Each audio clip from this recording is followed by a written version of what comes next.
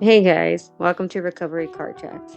On this trip to Las Vegas, it's not about the party, it's about the journey. About me and Stacy in recovery and sharing real conversations about addiction, healing, and finding joy in sobriety. From laughter to deep talks, these car chats prove recovery is full of hope, connection, and new adventures. And always remember that you can do it and recovery is possible. If you like these videos, go ahead and like, subscribe, and comment. And we would love to hear your recovery story. Let's do it. Hey guys, Christina here. Actually on our way to Vegas to hit up the Adventure Dome in Vegas. Oh yeah. Can't wait. Some new credits, super exciting. Getting to do these things now, after struggling with addiction for 11 years truly is a blessing, and I couldn't be more grateful. I know you see a lot of the roller coasters and theme parks and amusement parks, but sometimes we want to get into the nitty gritty and really talk about how we got here and where we started.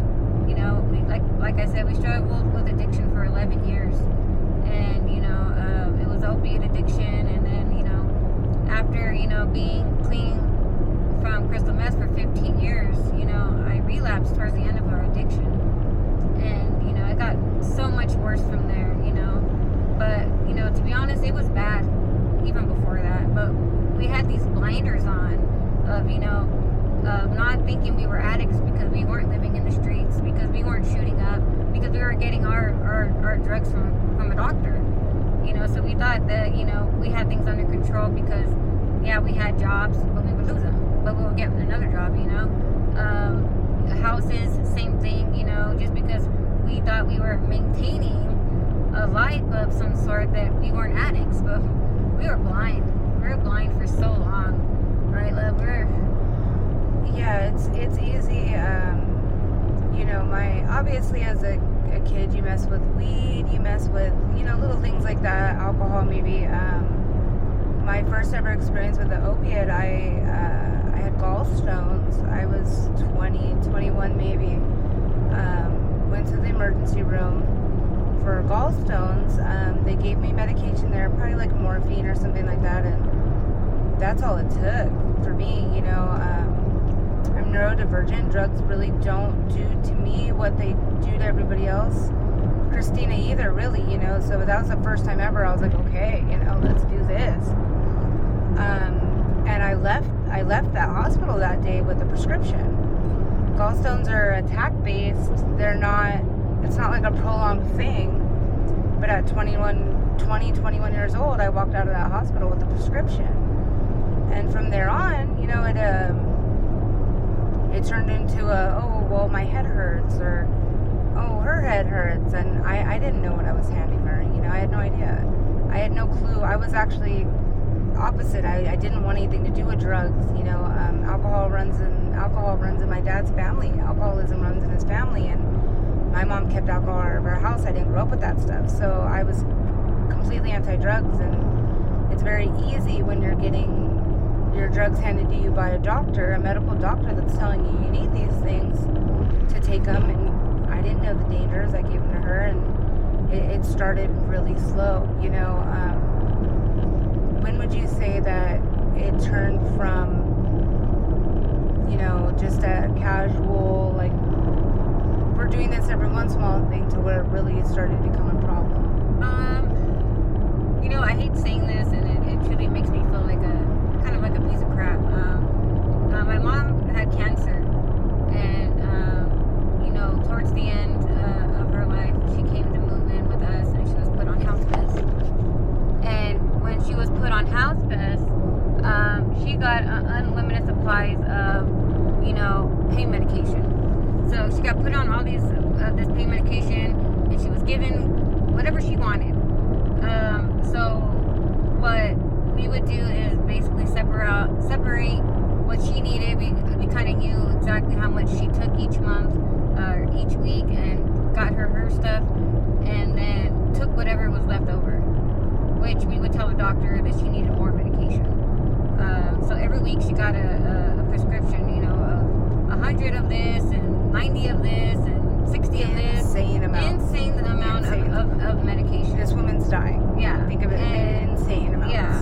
So we were taking the amount of opiates that a dying patient should be taking, basically. And so I think that's when it really started getting kind of out of hand, you know what I mean? To where we had this unlimited supply of medication. We can get this, you know, get whatever we want when we want it, you know? And my poor mom, she just, you know, felt bad that, you know, we're in our early 20s, we're taking care of her while she's sick, you know, and it's just, you know, it sucked, you know, it sucked really bad. And of course I felt horrible for it and stuff like that, but when you're an addict, you know, that thought comes in and it goes right out, you know what I mean? So I think that's when it really got out of control. And, you know, when my mom passed away, it was panic mode, you know, not only because we were grieving, I lost my mom, I'm grieving, I'm doing all these things, and I wanted to get high, you know what I mean? The first thing I wanted to do, you know, was get high. And then I know that sounds so bad to say, you know, I feel horrible saying it now, but that's what I wanted to do, you know what I mean? And anything to not feel what you're feeling. yeah, You know, I know, you know, if you've ever lost a loved one, her mom was they were very close. Her mom was like my best friend. We were really young. We saw a lot of, you know, taking care of somebody with cancer. You see a lot of bad things. A lot of bad things. We were really young. You know, there's no justification. The first time she ever told me that there was an issue, I was at work. We both worked full time, mind you. One would go to work, the other one would watch her mom. It was this, you know, back and forth. We were really young. We were doing it alone. I was at work. I was in my office. I was in management. Like, we upheld complete normal lives, you know. I was in management. I was in my office, and I called her because I was pouring in sweat. My stomach was cramping, full-blown dope sick, you know, full-blown. I call her, I'm like, I don't know what's going on, I don't know what's wrong. Well, you're withdrawing, you know. I'm like, I'm not withdrawing, you know. I'm not withdrawing. What are you talking about? Like, I'm not an effing addict. I hung up on her. I didn't talk to her the rest of the day. But I spent the next 11 years saying I wasn't an addict, saying that it wasn't a problem, that it wasn't a thing to me. I was very much a blinders addict. Everything's fine, everything's great. And then, you know, from going on from her mom, from getting these unlimited supplies, now what do you do? Then we became emergency room hoppers. And then we started buying it on the streets. yeah, that's when it started getting a little bit, you know, crazy, because we would try to find anybody that had a script, basically, and befriend these people just so we could get something from them, you know what I mean?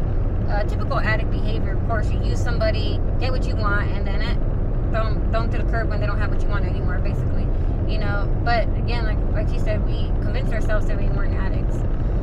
You know, towards the end, like I said, after I had relapsed, it got really bad. It got so out of control. Our lives, the bills were so far in between. You know, I remember I was sick, and I just wanted it to go away. And of course, the thought of relapse never crossed my mind, you know what I mean? But, you know, the opportunity came to use, and my first instinct was to say no, which I did. I said no. And then I walked out, but something drugged me back into that room. Oh, just one hit isn't gonna hurt you, you know?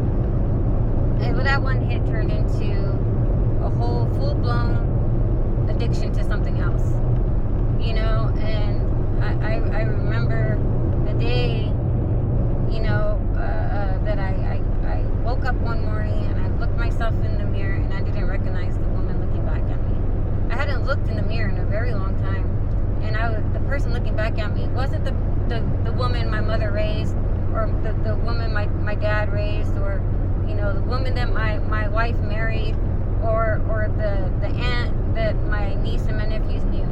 It was somebody completely different, and I did not like this person. I didn't like who I had become, towards my wife. I was awful. I was lying. I was sneaking around to go use. I was just doing really, really bad things. And these are things that I would never do, you know what I mean, to my wife. Even when we were on just the opiates, I did never, lied or snuck around, behind my wife's back. I didn't do these things. This was a whole different ballgame. And that's the day, I decided, you know what? I can't do this anymore. I can't live this life anymore. My wife is somebody different too, because, the drugs had gotten so out of control, she was more angry. She was more, resentful towards me because of the things that I was doing. That we became so ugly to each other. We were on the point of losing each other. I was gonna die.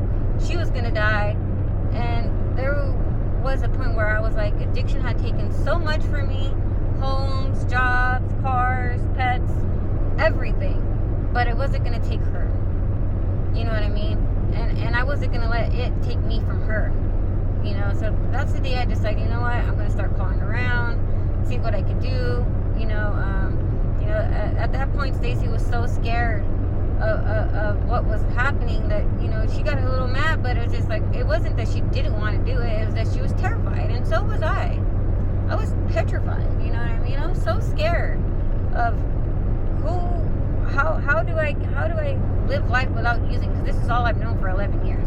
Who am I going to be clean? How do I live life clean? You know what I mean? What if I'm still that person? Yeah. I think that was one of my biggest fears, because I used to say all the time, like, I'm just not a good person. I'm not a good person. I'm not a good person. I was the manipulator, the major manipulator of the two. We both did it, but I'm a charmer. I'm friendly, I'm smiley, I'm a charmer.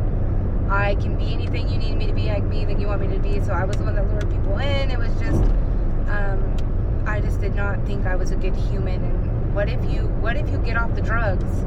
I was a horrible wife. I'm a horrible person at this point, I started dabbling in other things with her. I mean, we never did it together, but I started dabbling in other things that made me an absolute monster. It's putting it mildly, though. I said we weren't good to each other. It was disgusting, the relationship we were in. Yeah. The house, the relationship. I mean, she was down to like 70 pounds. I was down to 130. It was, I wouldn't sleep. It was disgusting. It's putting it mildly, we were just so horrible to each other. It was just awful. It was awful. And what if you stop doing this, and you're still that? Because, not only was it her mom, we lost my dad, we lost her grandma, we lost my aunt, we lost so many people. Like, we were homeless, in and out of homelessness. Like, so much goes on in 10 years, 11 years of addiction. So much goes on. You start to believe that it's not just the drugs, that life really just has changed you. So what if we stop and we're still those people? Yeah. I think that was my biggest fear. Yeah, I think that's what I was scared too of. What if I'm just this little piece of crap, basically? You know what I mean? And it's scary. I remember, making those calls and being like, what if I go and I can't do it and I fail? That was one of my biggest fears too, is failing. Not only myself, but my wife, my family. My family was always there for me, and no matter how many times I knocked on my sister's door and said, you know what, I'm done. I'm gonna stop. All right, let's do it. And the next day I would leave. But I had a really good support system. My wife was there, for me to do it all too, and vice versa. I was there for her, and my family was there for her too as well. And it was just like, it's scary just to think of, you lived your life for 11 years a certain way. Now everything is going to change. Everything is changing, And I think that, when I first got clean, I was bored. I was bored all the time. Yeah. You live your life always on the go, get up, oh, I gotta go here, get this. You're always on the run, you know what I mean? And you're searching for that thrill, that adrenaline, that something just to make you feel something, you know what I mean? And we found that in riding rides and getting on a roller coaster, and now we chase the highs on top of a lift hill. We don't chase the highs that can kill us anymore. Exactly. You know what I mean? We chase a different kind of high, you know? And, you know, we want to, you know, put our story out there and let you guys know exactly, you know, where we started and how we got there, and, you know, what are we doing to continue that recovery, you know what I mean? Our recovery might be different than your recovery, you know, but don't let anybody tell you that the way you're recovering is wrong, because it's the way you're doing it, you know? Just like, you know, my recovery might be different than, you know, Stacy's recovery. Two completely different paths. Exactly. As long as you're on the right path for you, that's what matters. And, you know, I think, you know, it's scary. It is. Yeah. It's a very scary path. It is. Because it's something that you're not familiar with. But it's worth it. I promise you, that path is worth it. There is light at the end of that tunnel. You know, you just got to take that first step and, you know, make a call or go somewhere and try to find it, because at the end of the day, it's going to be worth it. Right, love? It's worth it. It's worth it. It's, you know, we have the healthiest marriage. We've been together for, God, what, 16 years almost now? You know, I was 16 when I met her, and we're the healthiest we've ever been. Physically, mentally, spiritually, we take care of each other's needs completely, and our own needs. You know what? I feel like a winner. You know, I feel like a winner now. Like, my accomplishments are true accomplishments now. Like, I have something to be proud of. I don't shy away from the mirror. We're in front of camera now. Like, we're putting our story out there, and no matter where you are in life, like, it can get better. It can, and it's not going to be an easy path. Not at all, you know. We do meetings, we do all kinds of things, but it's possible. You know, it's not going to be an easy path, but it's possible. You can do it, and it absolutely 110% is worth it. You are worth it. You're worth it. Yes. No matter where you're at, no matter how it is, no matter how hard it is. I don't care what you've done, what drugs you've done, who you've robbed, I don't care if you've killed, I don't care what you've done. You can get better, and you're worth it. You know, it's worth it. It is. It is. So all you got to do is take that first step, and then trust me, I couldn't be more grateful than to being able to live the life that I live today.